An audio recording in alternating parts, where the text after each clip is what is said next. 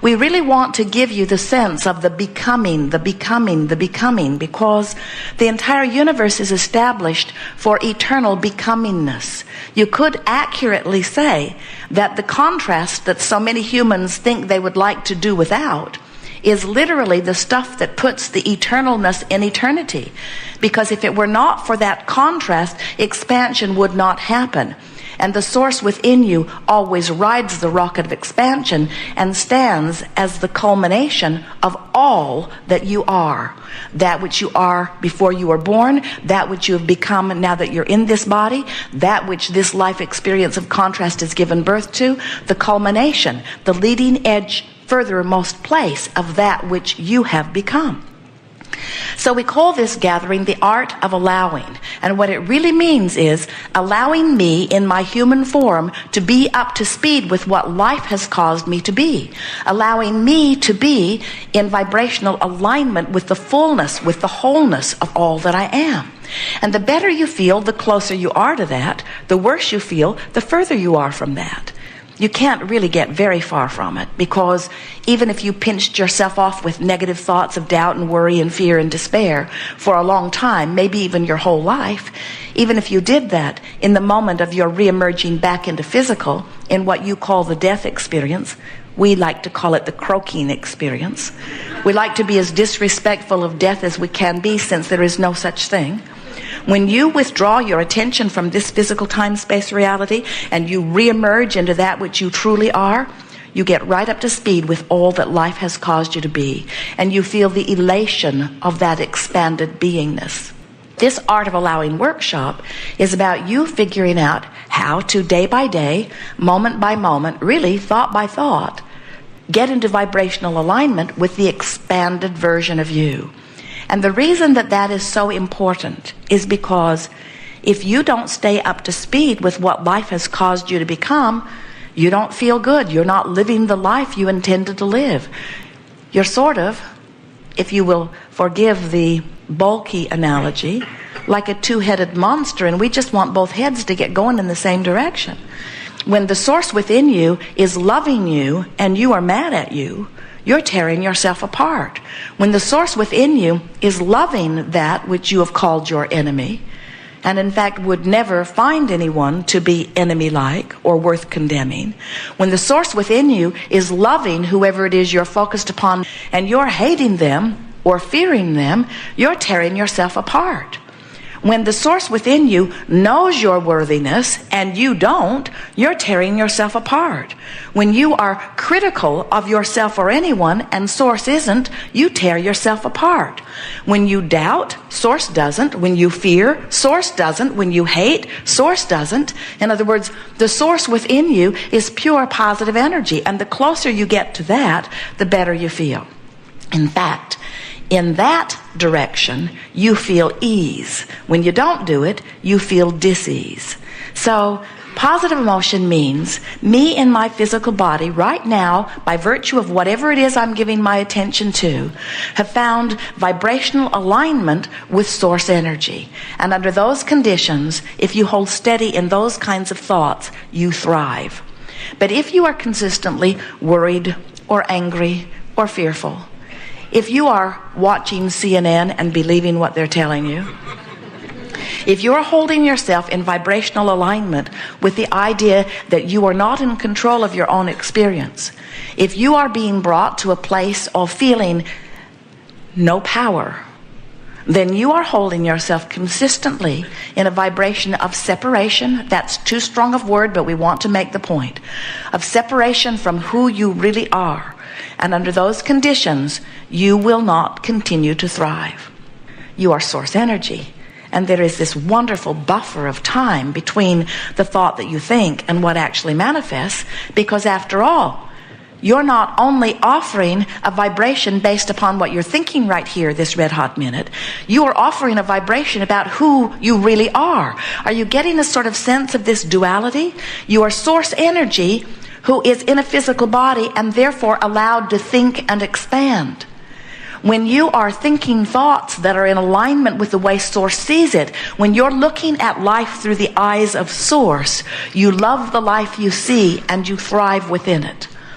But if you find things to fuss and worry about, and you do it consistently, then you begin to activate vibrations within you that consistently do not allow the fullness of the energy that is really you. And under those conditions, you don't feel so good. Now, you can blame everyone under the sun for the negative emotion you feel. You can blame your mate. You can blame your children. You can blame your parents. You can blame your government. In fact, you can blame anybody that you choose.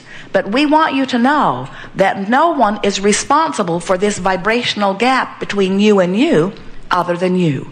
You have total empowerment to do something about closing that gap. We acknowledge there are rascals out there that drive you nuts. We acknowledge that there are pieces of contrast that when you look at them make you feel like you want to pull all of their hair out, and maybe yours too. But we want you to understand that you've got to get control of your thoughts without demanding that they do something different. When they need to do something different, you're asking for a very conditional love. You're saying, those conditions please me, but those don't. So those conditions that don't please me need to be changed so that I can be pleased. And isn't that the basis of most parental control? Isn't that the basis of most governmental control, or even most religious control? Those conditions don't please me. What are the odds, do you think, that this source energy that man calls God, all powerful, would really need to change those conditions so that I can be pleased? We want you to understand that that which man calls God and that which we know as source has got this figured out and does not need your compliance in order to feel good. That would be a pretty limpid God, in our opinion. If God were really to say, I want to feel good, but you are not pleasing me. Therefore, I do not feel good, and therefore, I will blow you all up. I will give you one more millennium to comply. And if you continue to displease me, dysfunctional God that I seem to be,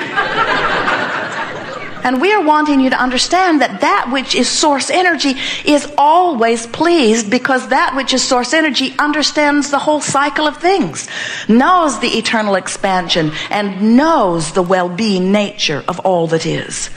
But you, in your physical form, you can use any excuse in the world to not be in vibrational alignment with who you are. And as you choose thoughts that source does not choose, you feel rotten. And then you run around and you're feeling rotten, and you say, I feel rotten, you need to stop doing that, and you need to stop doing that, and you need to stop doing that. And we say, what you are really wanting to do is to discover the freedom that only comes in unconditional love. The freedom that comes in aligning with the source within you and looking at the world through the eyes of source. And when you do, you feel worthy. And when you do, you feel and are love. When you do, you are tuned in, tapped in, turned on. You are the powerful creative genius that you are. You are the extension of source. You are the physical human embodiment of source. And you are then and only then living the life that you intended to live when you came forth into this physical body. Humans commonly say to us, Abraham, if I was pure positive energy before I was born into this body, and I'm going to bang around and then I'm going to return to pure positive energy, why did I bother to come forth and bang around? Why would I not just stay in the pure positive energy? And we say, because the expansion is so exhilarating to all of us, because you knew the power of the contrast, you knew that it would give birth to another rocket of desire, you knew you would then have the life-giving, exhilarating experience of consciously using your ability to focus to turn in the direction of what you've asked for, and because you knew that the joy is in the journey, not in the completion of the journey. We never see you make a plan for a vacation. You say, oh, I'm going to 10 cities. I'll go to this city and this city and this city and this city and this city and this city, and then I'll come back home. We never ever hear you say, oh, let me look at this objectively. Home is my final destination, and I am home. Why go? I think I'll just check this vacation off my list.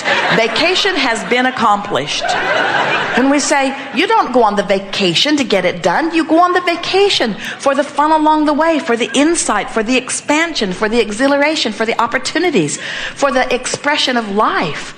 Can you imagine Jerry Nestor saying to their river guide, where will this raft come out of the river? And he would say, oh, many miles downstream, close to Fort Collins.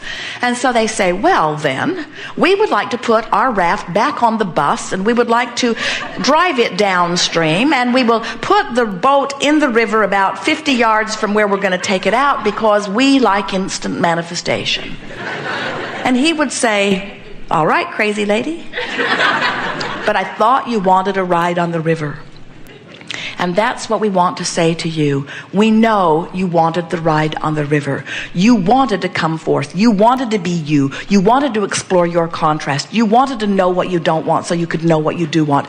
You wanted to personally give birth to those rockets of desires, because you knew when you did, law of attraction would respond to the rocket of desire that you'd given birth to. And you knew that as law of attraction is responding to that rocket of desire, you knew that a current would be created, and you knew you would be summoned toward that current. You knew that you would be able to feel the current, and you knew when you turned in opposition to it, you'd feel it, and you knew when you turned toward it, you would feel it. You knew that this was going to be an easy thing. You knew the contrast, no matter what it was, would inspire a better condition, and you knew when you turned in the direction of it that you would live the better condition, and you knew that with everything that you allowed, you would also get a new platform from which to create.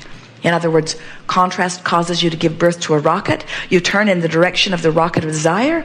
You become a vibrational match to it, and it manifests. And now you have a new platform. You give birth to another rocket of desire. You turn in the direction of it. You become a vibrational match to it, and it manifests. Now you have a new set of contrasting experiences, which gives birth to another rocket of desire. You turn in the direction of it. You become a vibrational match to it, and it manifests. And you say, you mean I don't ever get it done? And we say, that's right. You're eternal. There is no ending. And you say, then, tell me one more time, why do I do all of this? Why do I keep doing it? And we say, for the fun of it. And you say, it's not really been all that much fun. And we say, then that's because you're not consistently going in the direction of what life has caused you to ask for.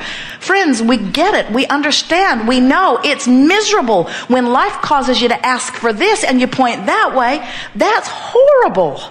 Don't do that. We don't blame you for questioning your reason for being if you're pointed against the current of life. But you were born with guidance, and now you know better.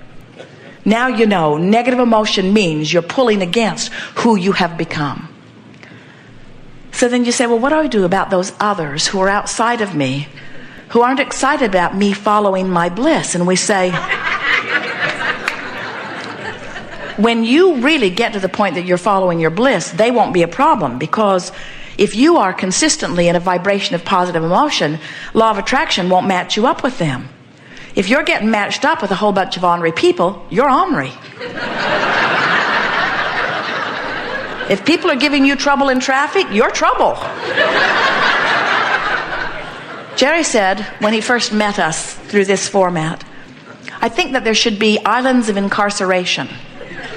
The perfect judicial system. We'll put all the rapers on one island and they can do it to each other. We'll put all the killers on one island, they can do it to each other. We'll put all the burglars on one island, they can burglar each other. And we said, you already have those islands. Vibrational islands. And the audience said, how can that be? How would the one who is murdered end up on the same island as the one who murders? And we say, same vibration. In other words, whether you are murdering because you feel despair and you've moved into revenge and no one's allowed you to move further from it. In other words, isn't that what happens? You're in despair, you naturally move into revenge, and then your society says, oh no, revenge is not appropriate. This is as far as you go on the revenge ladder. So you go despair, revenge, despair, revenge, despair, revenge. Have you been following the lives of the serial killers? Have you read about what their life was like? Listen to any one of those stories, and what you hear is about someone who as a child was not encouraged into his alignment. And every time he made the effort to move forward, he was stopped by a system or a society or someone bigger and stronger who says, you're not allowed to feel that way, rather than encouraged to move right on through it into something that was more in alignment. We promise you that if someone presses a pillow to your face, you will flail about.